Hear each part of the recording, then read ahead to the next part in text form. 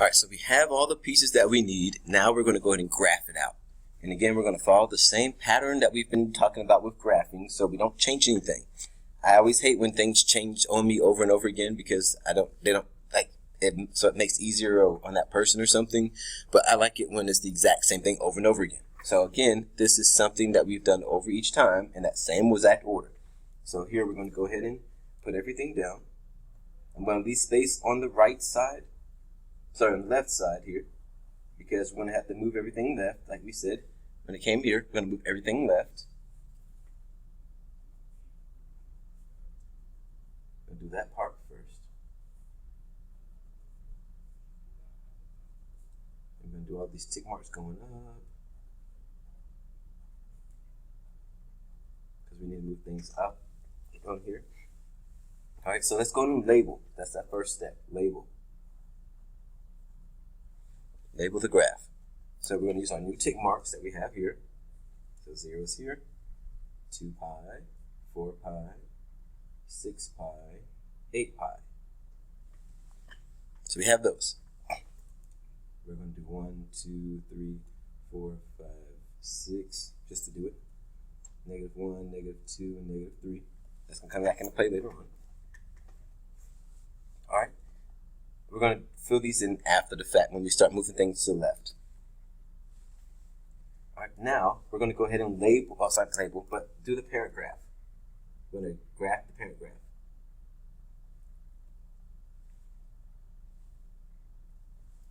All right, so we're talking about cosine. So does that mean it goes through 0, 1 or 0, 0?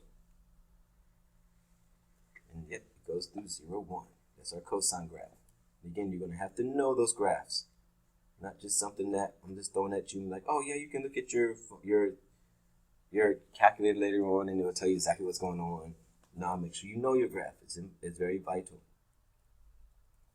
But also with these, if you haven't already started using multicolors, you can use those like color pencils and everything, so that when everything starts changing and moving and shifting and everything, it doesn't get so bogged down with the same color over and over and over again of gray. So you can use different colors if you want, that's fine. All right, so number 3, this third step is your amplitude. The amplitude. All right, so with our amplitude, we say anything not on the x-axis moves up or down. So here, that's not on it, that's not, and that's not. So this goes up to the number 2, because that's our amplitude. So amplitude is 2. So our amplitude is 2, so we go up to the number 2. This goes down to the number -2. And this goes up to the number 2. And again, we're going to do a dotted line.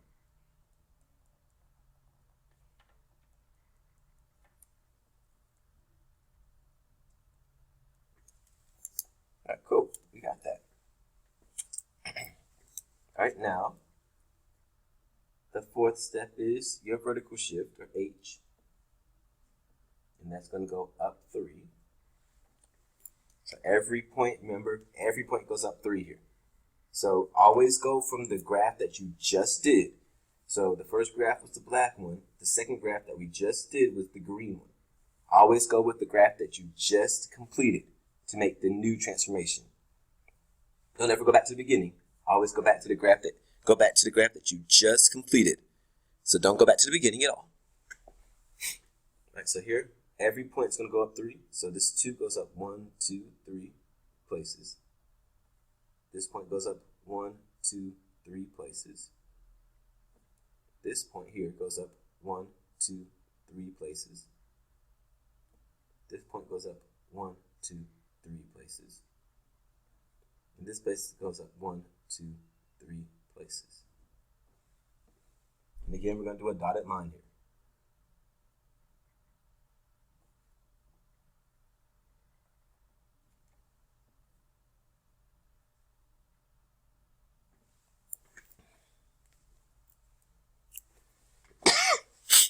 All right, so we labeled it, we did the parent graph, that's the original black graph there.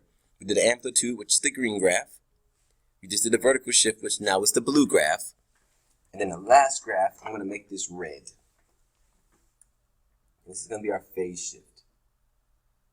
And we said here with our phase shift that we're going to move to the left. How many times? Negative 4 pi. So we're going to move to the left, negative 4 pi. I don't know why it looks so blurry.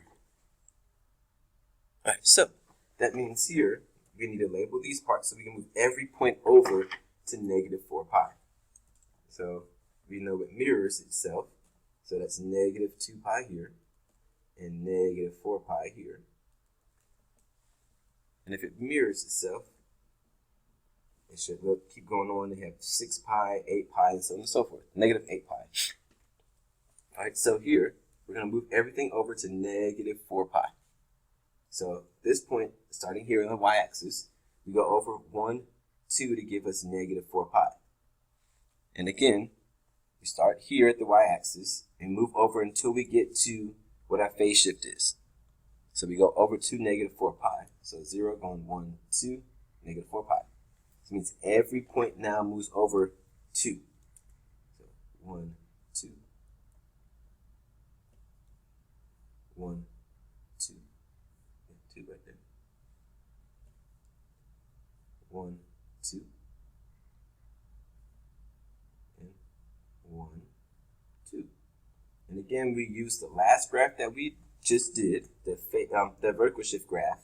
We use that graph to help us do the phase shift graph. This helps this one helps this one, this one helps this one, this one helps this one. So the one right before it helps it out. And then this one's going to be a solid because it's the final graph.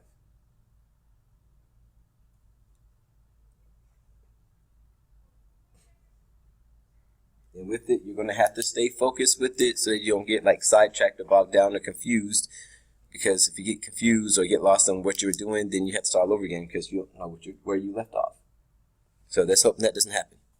All right, so that is graphing everything all in one. Hope you liked it, which I'm sure you didn't.